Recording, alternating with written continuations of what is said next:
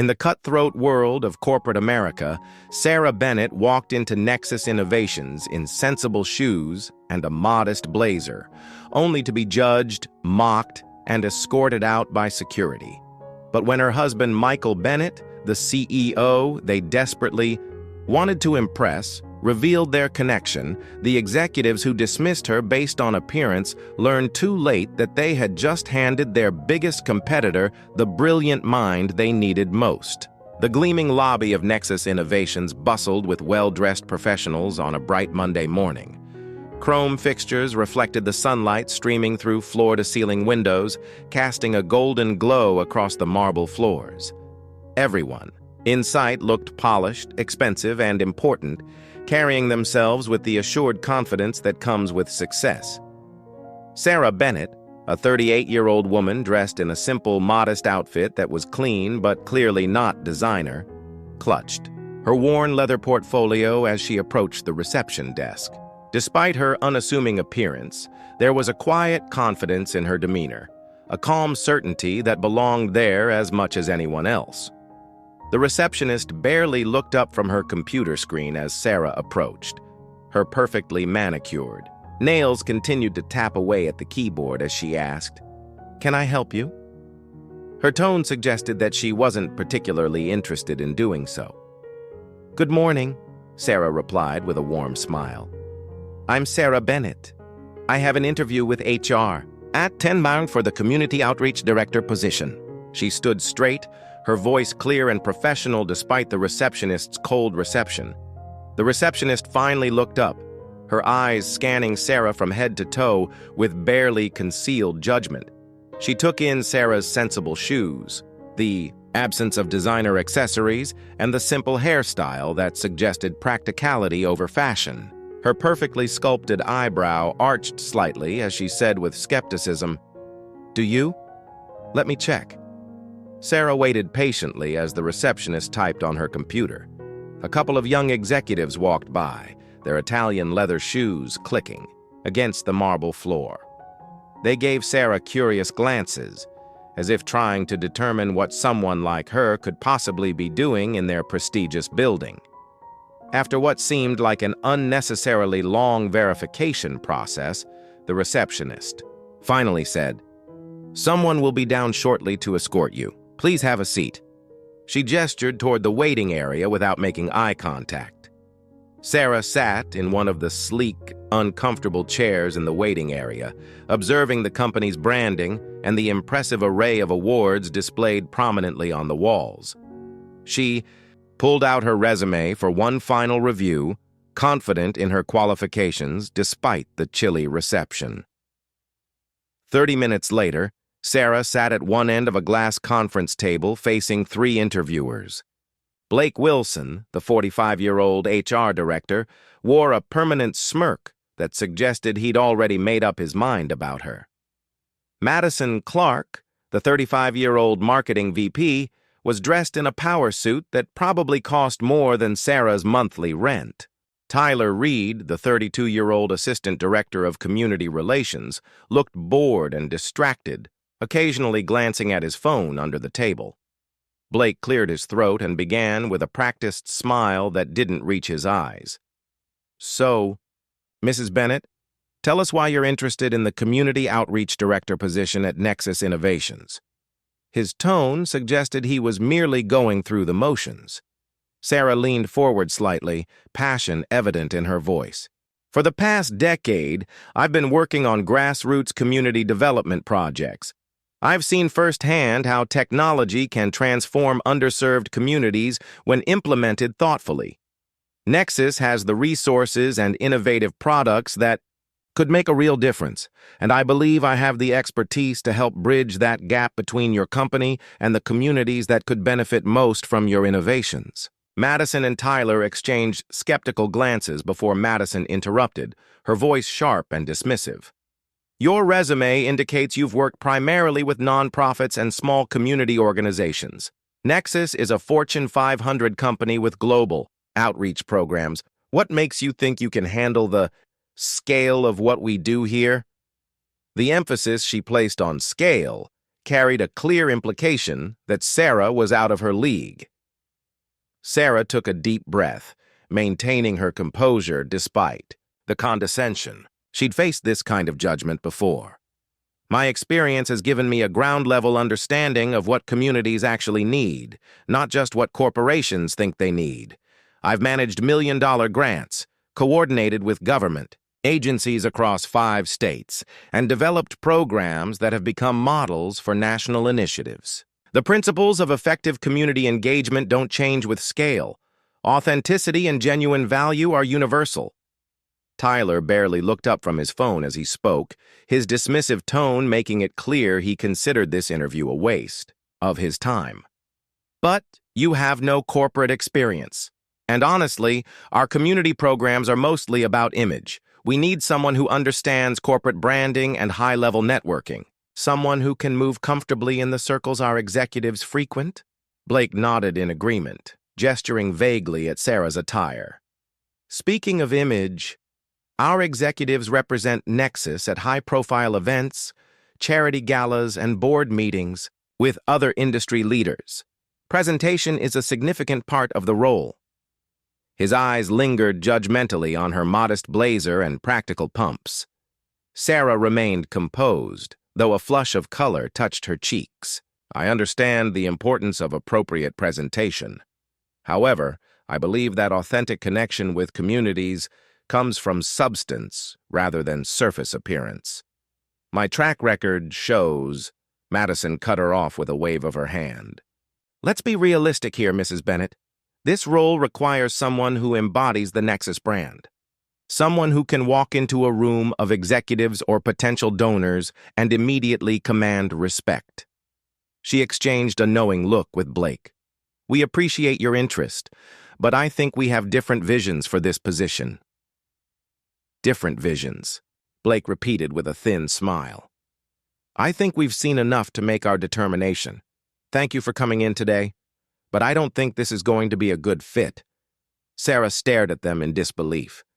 The interview had lasted barely 15 minutes, and they hadn't asked about any of her accomplishments or ideas for the position. You're ending the interview already? You haven't even asked about my successful community technology initiative in underserved neighborhoods or my experience managing corporate partnerships.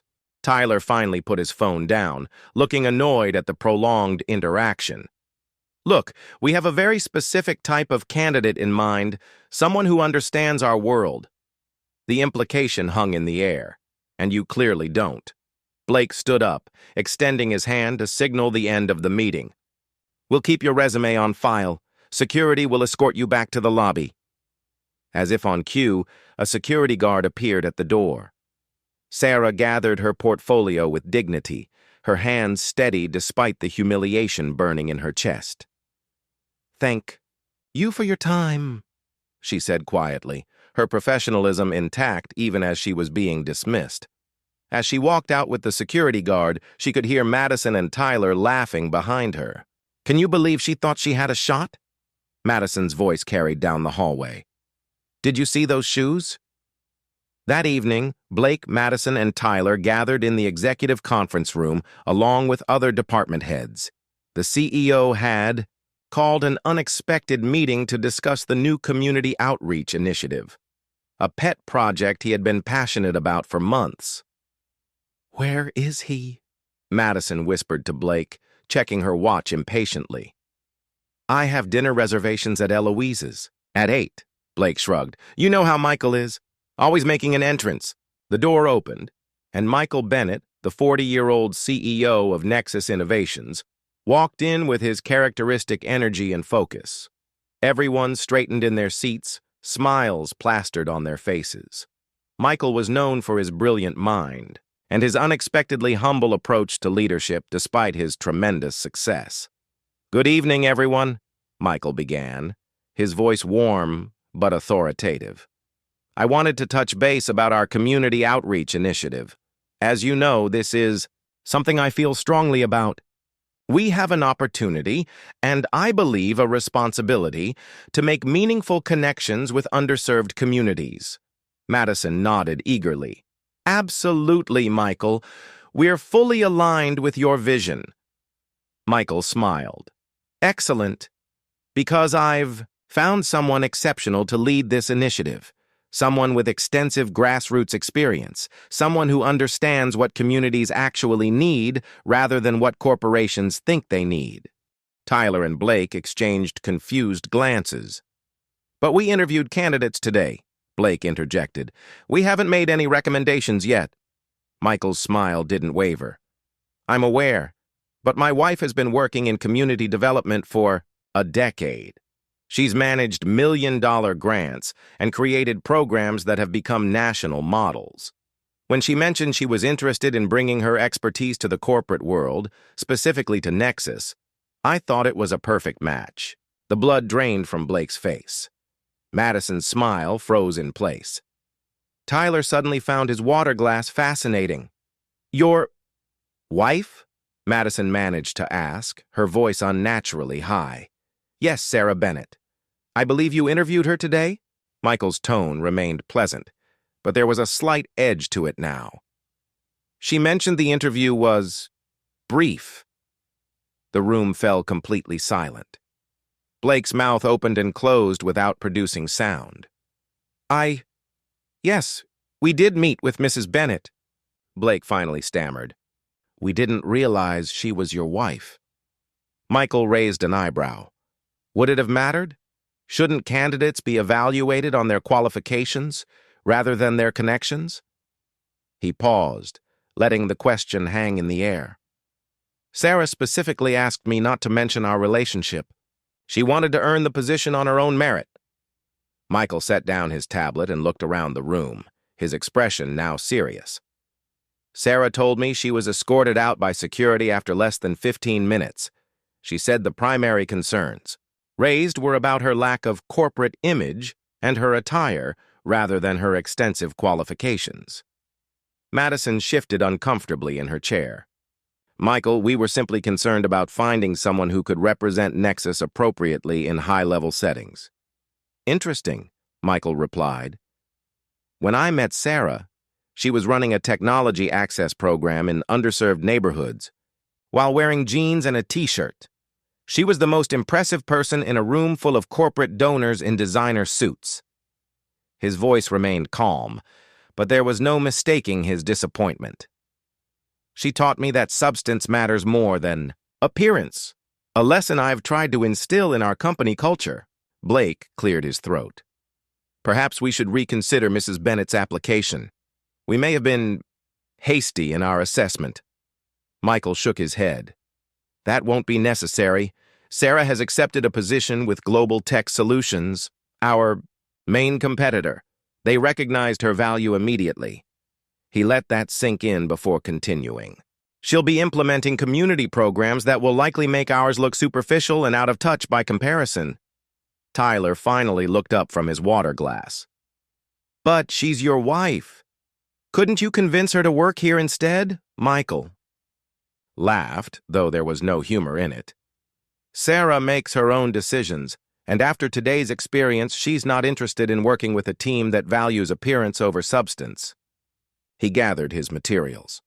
I've called this meeting because we need to completely rethink our approach to community outreach and perhaps review our hiring practices as well.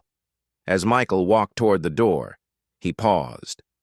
Oh, and Madison? Those shoes Sarah was wearing?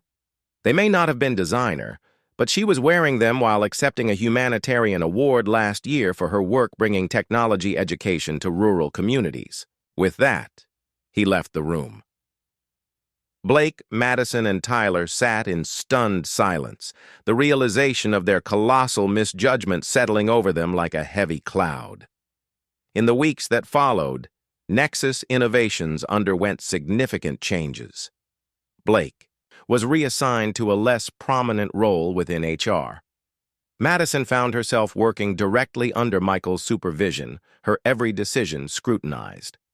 Tyler was tasked with researching successful community outreach programs, including those developed by Sarah Bennett, and reporting on what made them effective. Meanwhile, Sarah thrived at Global Tech Solutions. Her community technology initiative received major funding and media attention, highlighting Global's commitment to authentic community engagement. The contrast between Global's substantive approach and Nexus's superficial efforts became increasingly apparent in the industry. One afternoon, 6 months after the disastrous interview, Sarah was presenting her successful community initiative at a major technology conference. As she confidently addressed the packed auditorium, she noticed Blake, Madison, and Tyler slipping into seats at the back, there to gather intelligence on their now leading competitors' community programs. Sarah didn't acknowledge them directly, but as she described the importance of looking beyond appearances to find true value and potential, her eyes briefly met theirs. The message was clear. They had judged her by her cover and missed out on the remarkable story within. After her presentation, Michael met her backstage with a proud smile and a kiss. "You were brilliant as always," he said, taking her hand. Sarah squeezed his hand in return. "I saw our friends from Nexus in the audience." Michael chuckled. "I imagine they're regretting their 15-minute assessment now." Sarah shook her head. "It's not about regret. It's about learning. Maybe watching someone they dismissed succeed will teach them something valuable." She straightened her simple blazer, the same one she'd worn to her Nexus interview. "Besides, if they hadn't shown me the door, I wouldn't have found my way to a company that values substance over style." As they walked out together, reporters swarmed around Sarah, eager to hear more about the woman whose innovative approaches were transforming corporate community engagement. In the background, Blake, Madison, and Tyler watched as the woman they had once mocked commanded the respect and admiration of the entire industry.